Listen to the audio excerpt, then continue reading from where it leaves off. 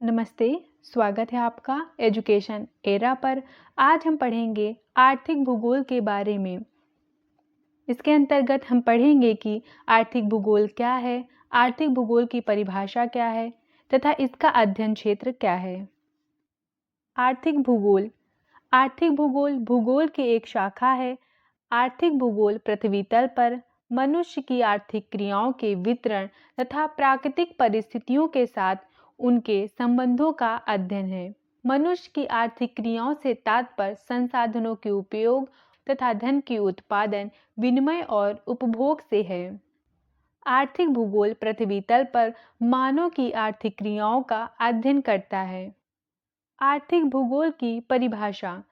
रेडमस brown के अनुसार आर्थिक भूगोल भूगोल शास्त्र की वह शाखा है जिसमें मानव की आर्थिक क्रियाओं पर पड़ने वाले वातावरण के प्रभावों का अध्ययन किया जाता है।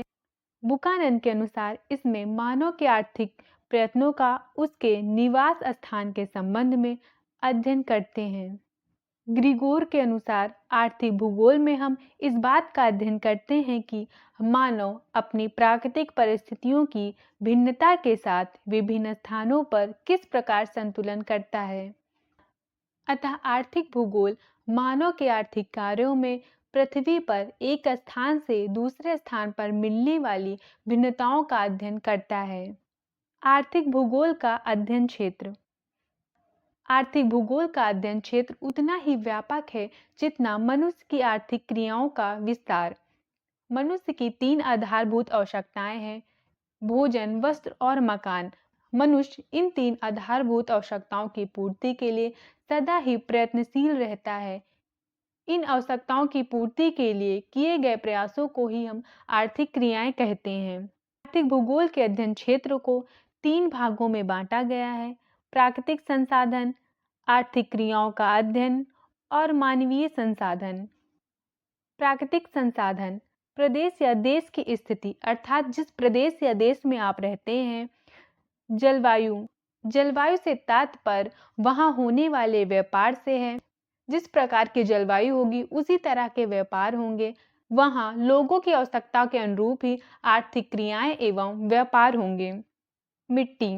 मिट्टी जिसके द्वारा खेती की फसलों का और बागवानी के फलों का उत्पादन होता है। मिट्टी के आधार पर ही फसलों का चयन किया जाता है। जलीय संसाधन। फसलों की सिंचाई के लिए, जल विद्युत उत्पादन में, मत्स्य उद्योग में, समुद्री व्यापार के लिए जलीय संसाधन प्रयुक्त होते हैं। खनिज। जिस क्षेत्र में आप हैं वहां पर कौन कौन से खनिज पाए जाते हैं। अगर किसी देश में खनिज की अधिकता है तो वह दूसरे देशों में उसका व्यापार करेगा। इस प्रकार यह आर्थिक क्षेत्र में बड़ी भूमिका निभाते हैं। वनस्पति संसाधन।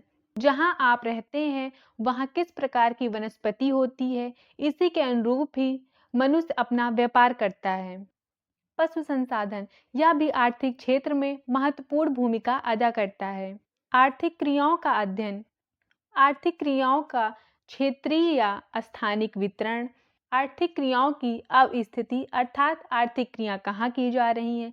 आर्थिक क्रियाओं की विशेषताएं, अर्थात आर्थिक क्रियाओं की विशेषताएं क्या हैं।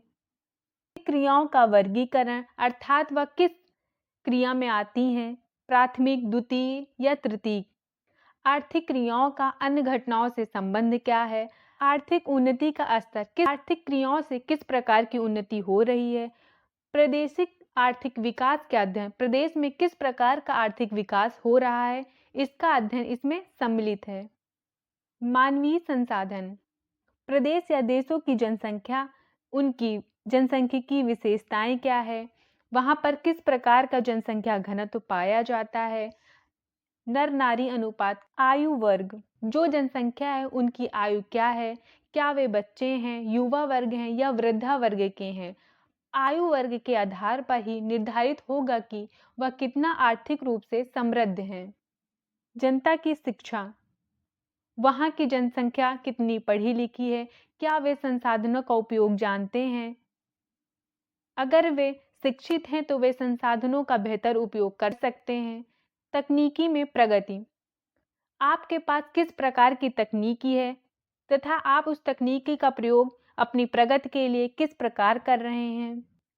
ग्रामीण नगरीय अनुपात, शहर और गांवों का अनुपात किस प्रकार है।